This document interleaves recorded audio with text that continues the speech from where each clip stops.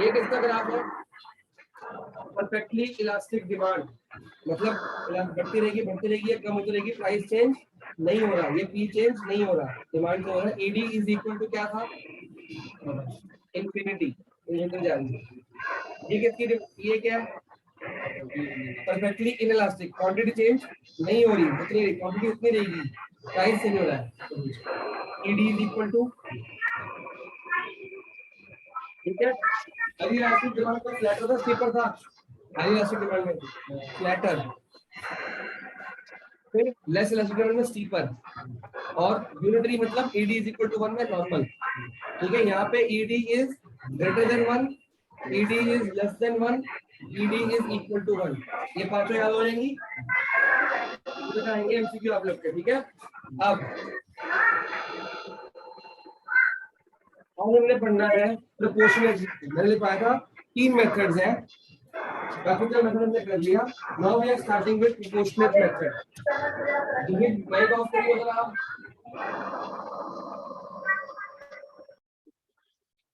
जब डाउट होगा अपना ऑन कर लिए, मैं बार बार नहीं पूछूंगा जब नहीं समझ आया तो नहीं आया, अपना ऑन करके रोक लो। ठीक है, और लेकिन अटेंटिव रहे क्योंकि इन्होंने सारा काम लेगा। Proportionate method, elasticity of demand निकालने हैं।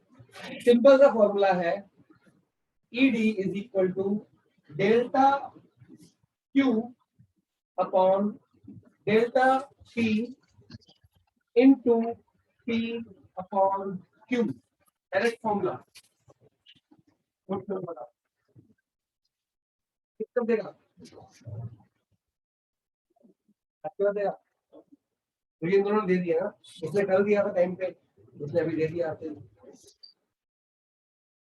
आपने मैसेज डाला। तेरी प्रॉब्लम कितने दिन पहले का टेस्ट बोल दिया मैंने? हफ्ता तो मैंने बोलता हूँ, नहीं बोलता, एक हफ्ते से यहाँ लिख देता हूँ। अगला टेस्ट तुम्हारे 11th का है, ये मैथ्स का है इनका, एक हफ्ते पहले लिख दिया, अगले ट्यूसडे को है, एक हफ्ते पहले लिख दिया। सोचो ना, इसको ट्यूसडे को वेडनेसडे कर रहा हूँ मैं, जब भी वेडनेसडे को बोला ना मैसेज मैंने मैथ्स का टेस्ट, हाँ जी, तो मंडे को स्टैट्स को देगी, वेडनेसडे को दे देगी ना ये दोनों सेक्टर का। हाँ हाँ, तो वेडनेसडे कर दिया भाई। मैं एक्स्ट्रा तो दे देता हूँ, अगर आप मेरे को आगे बोल रहे हो हमें तैयारी नहीं, हमको एक दिन और चाहिए, हम दे देंगे, लेकिन आप मेरे को बताओ कि एक हफ्ते से किया क्यों नहीं, उसका रीजन बताओ। क्योंकि हम सो रहे थे, हमें नींद पूरी नहीं हो रही थी, है ना। Change in demand, delta word पूरी इकोनॉमिक्स में क्या मतलब होता है? चेंज इन डिमांड, मतलब चेंज इन डिमांड नहीं, मतलब डेल्टा वर्ड का मतलब चेंज होता है। चेंज में क्या क्या आ गया? इंक्रीज भी आ गया और डिक्रीज भी आ गया, दोनों आ गए। चेंज इन क्वांटिटी डिमांडेड, हम क्वांटिटी डिमांडेड क्यों बोल रहे हैं, चेंज डिमांड क्यों नहीं बोल रहे? तो बताएगा मतलब, क्योंकि due to price, other factors नहीं है, याद आ गया। अगर अदर फैक्टर्स होंगे तो चेंज इन डिमांड बोलते हैं, प्राइस की वजह से चेंज हो रहा है तो change in quantity demanded, movement along the curve.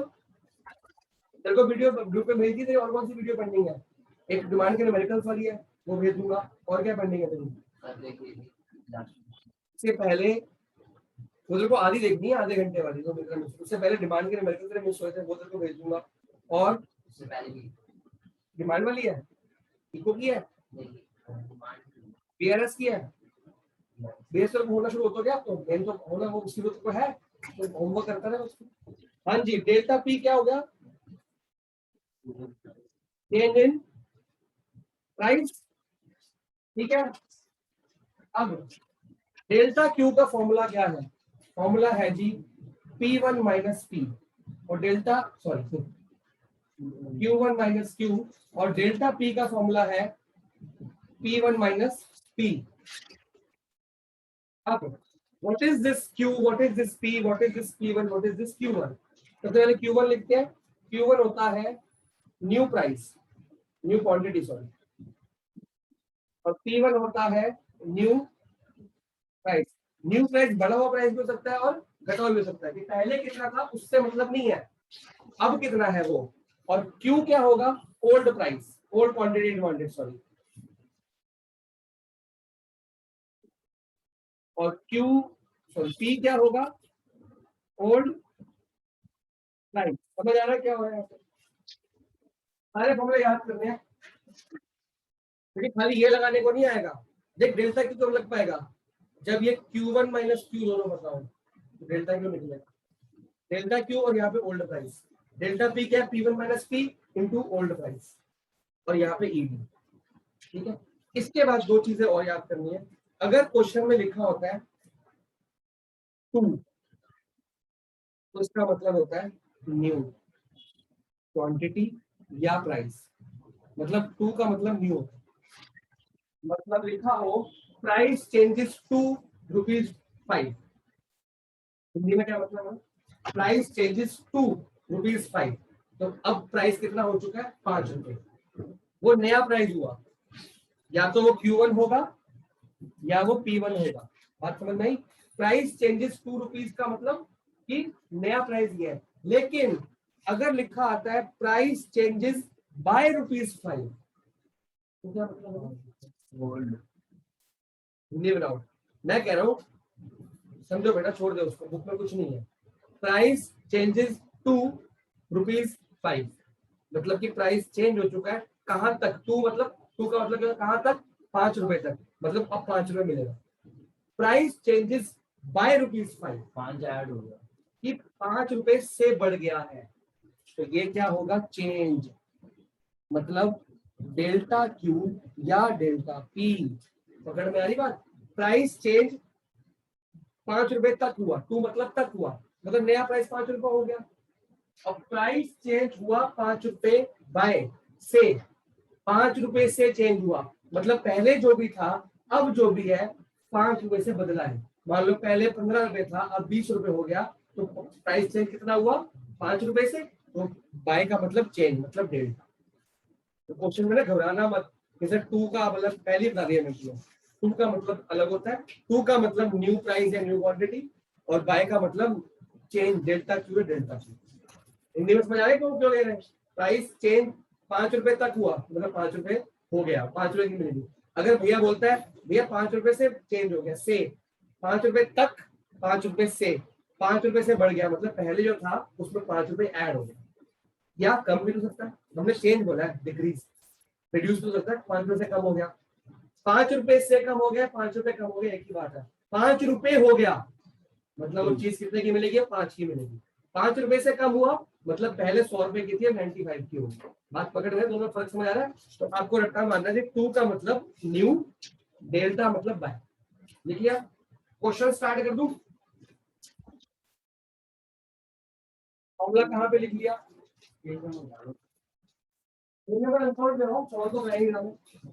ओ सीधा आंसर। और क्या करना है, इतना टाइम नहीं है हमारे पास। कैसे छोटा है ये, मैंने कितने मतलब बोले, 3। एक परसों पढ़ाया, एक आज, एक अगली बार पेपर खत्म। हाँ, क्वेश्चंस ज्यादा है, ये कह सकते हैं, क्योंकि न्यूमेरिकल था ना इस सेक्शन में। क्या मतलब हो गया।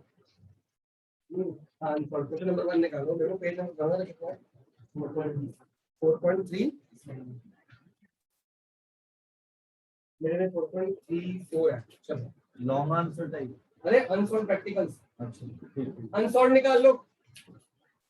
सबसे पहले आपको क्या करना होता है बेटा, क्वेश्चन समझने के लिए क्या करना पड़ता है बताओ।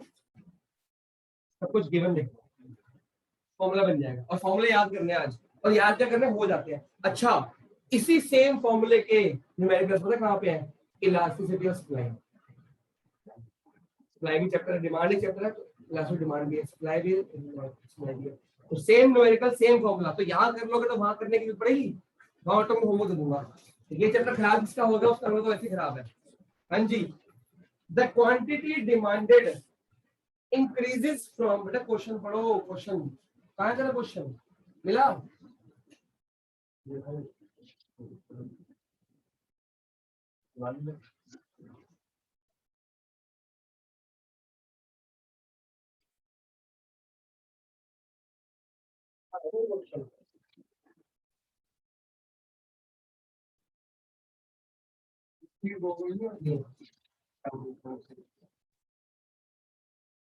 क्या लिखा है जी, पढ़ के बताओ। The quantity demanded increases from 100 units to 200 units. बस मतलब पुरानी क्वांटिटी कितनी थी, अब क्वांटिटी कितनी है, समझिए, ओल्ड न्यू दे रखा है, क्लियर हुआ कि नहीं हुआ।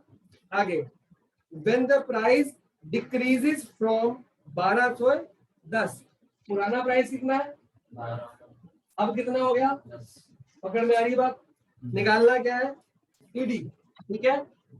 सबसे पहले जो निकालना उसका फॉर्मूला, ईडी का फॉर्मूला क्या है अभी, delta Q upon delta P into P by Q. Delta Q का फॉर्मूला क्या होता है, Q1 minus Q, Q1 minus Q कितना हुआ, ये होगा ना, और P1 माइनस पी कितना हुआ, minus two, P minus P1 नहीं है, P1 माइनस P है। अच्छा, इनटू P कितना लिखूं 12, Q कितना लिखूं 100। पकड़ में आई बात, आई कि नहीं आई। अब ये कितना हो गया 100 माइनस 2,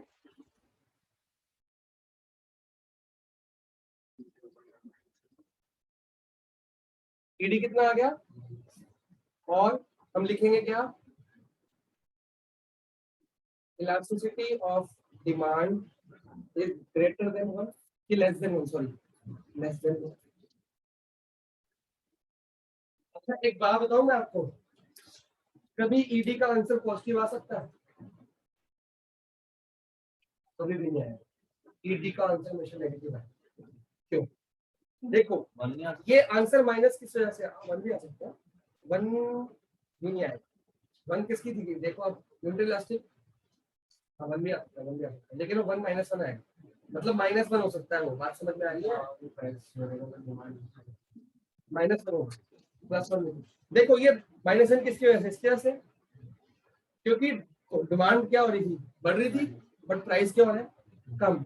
हम हमेशा नए में से पुराना माइनस करते हैं, तो प्राइस अगर कम हो रहा है तो 10 में से ये माइनस किया तो इसमें से नेगेटिव आ गया। अगर कभी प्राइस बढ़ेगा तो डिमांड क्या होगी, तो अगले में से पिछला माइनस होगा, ये नेगेटिव आएगा, तो कभी ये नेगेटिव होगा या कभी ये नेगेटिव होगा, नेगेटिव तो रहेगा। ईडी का जो आंसर, अगर किसी क्वेश्चन में आपको ईडी दी हुई है, मान लो इसमें ये दिया और ये निकालो, आपको ईडी दी है 7, तो 7 नहीं लिखोगे, -7। और अगर नेसेसिटी है इस बात का प्राइस बढ़े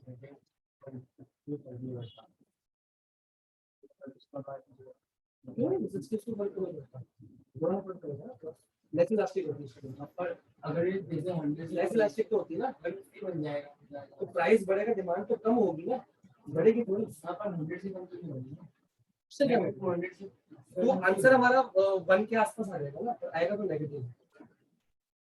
एक चीज बढ़ती चीज कम होगी, जो चीज बढ़ रही है वो प्लस में रहेगी, जो कम होगी वो हमेशा माइनस में आएगी। देखो अभी करेंगे ना, अब इसको लिखेंगे, देखो ये आपको ना ये माइनस को इग्नोर मारना है, ना लिखना है। अब ये चेक करो, -6 है, ये ज्यादा है कि बहुत कम है, डिमांड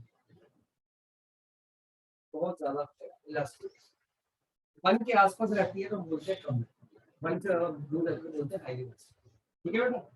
और माइनस माइनस सारे कुछ ही माइनस में है, सारा कुछ माइनस में है, इसको क्या बोलेंगे हाईली इलास्टिक, ठीक है। माइनस को इग्नोर करके लिखना है, 1 से कम में तो 1 से कम, इसमें सब कुछ 1 से कम लेस इलास्टिक होती है, वो ग्रेटर देन 1 मतलब ये वाला।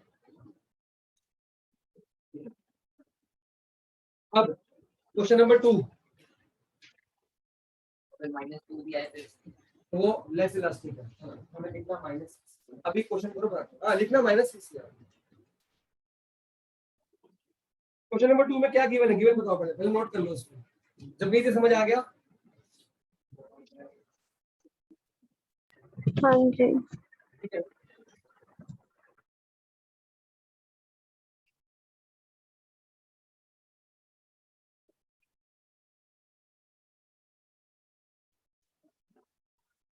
कर लिया, जस्ट तू बता क्वेश्चन 2 में क्या क्या गिवन है, अपने आप करना, मैं नहीं करूंगा। P और P1 गिवन है, P और P1 गिवन है, P क्या है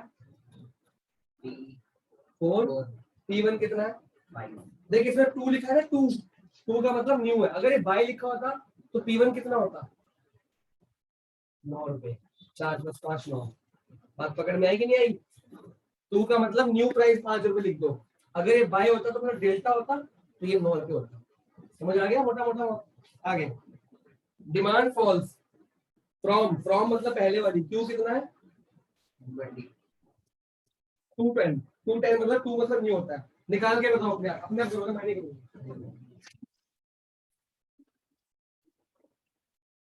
करो अपने आप फटाफट से, जब करके बता आंसर कितना आ रहा है। ठीक है।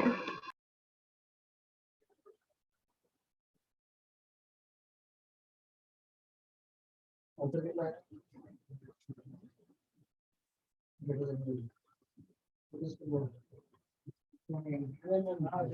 Negative sign of ED indicates inverse of line of, हाँ लिखना है आपने इसमें, बेटा इसमें लिखना, एक चीज भूल गए, इसमें लिखना है आपको ED is greater than 1, minus से नोट कर दो, 6 बड़ा है 1 से कि छोटा है, तो हाईली इलास्टिक होगी नहीं हुई,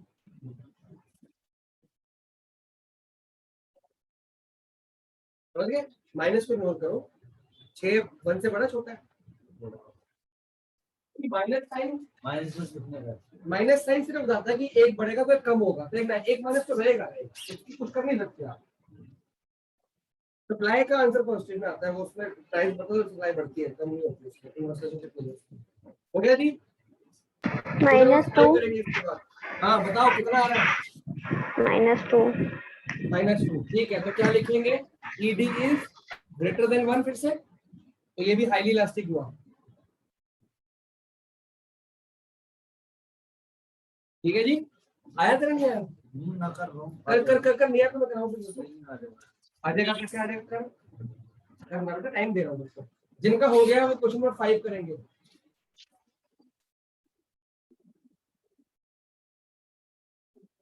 मेरे को बताना, मैं कराता हूँ, मना नहीं कर रहा हूँ, वो सब बहुत बाद में लिखो। क्वेश्चन 5 में क्या गिवन है, डिमांड इंक्रीजेस बाय 10 यूनिट्स, मतलब ये क्या दिया हुआ है, बाय मतलब चेंज, डेल्टा क्या दिया हुआ है, क्यू दिया हुआ है, कितना है 10, बात पकड़ में आई कि नहीं आई, यहाँ पे Q1 तो लिख सकते, बाय की मॉडल तो लग गई, अगर बाय को 2 मान लिया तो आंसर ही गलत हो गया, जो Q1 मान लिया तो कुछ गड़बड़ हो गया कि नहीं हो गया, बाय का मतलब ठीक है, व्हेन प्राइस डिक्रीजेस बाय 2, मतलब ये भी बाय है,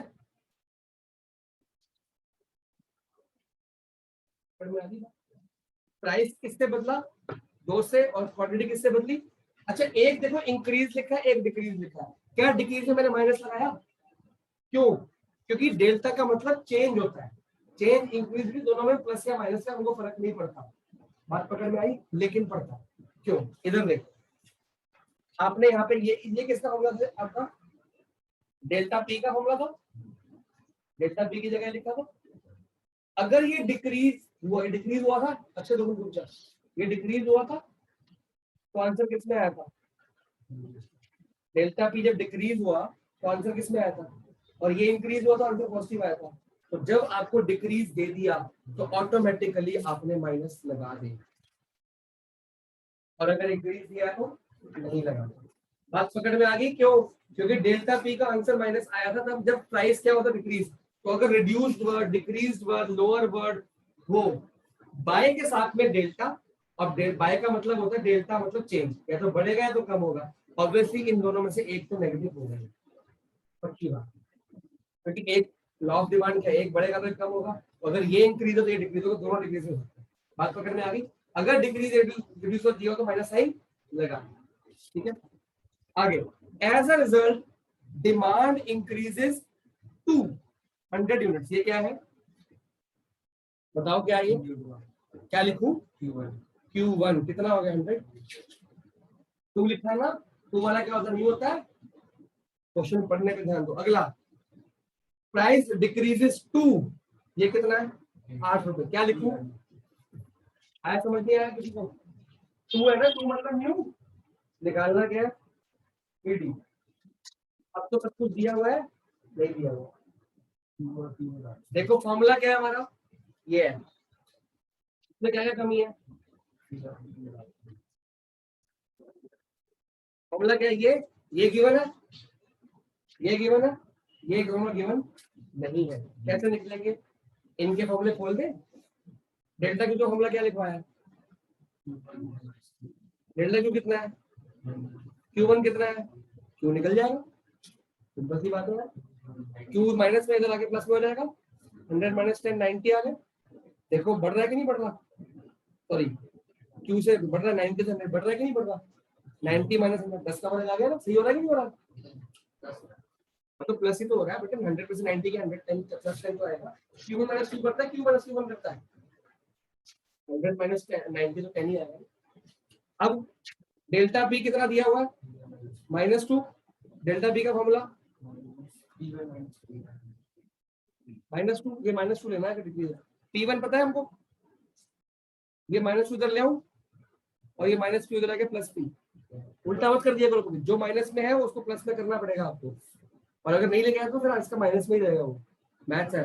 10 कितना आ गया, p पहले प्राइस कितना था 10, अब कितना हो गया 8, घट रहा है कि बढ़ रहा है, घट रहा है ना, 10 से 8 ये नहीं होता है, घट रहा है ना, तो माइनस पकड़ में आई बात। अगर आपको P1 और P यहाँ पता थे तो डेल्टा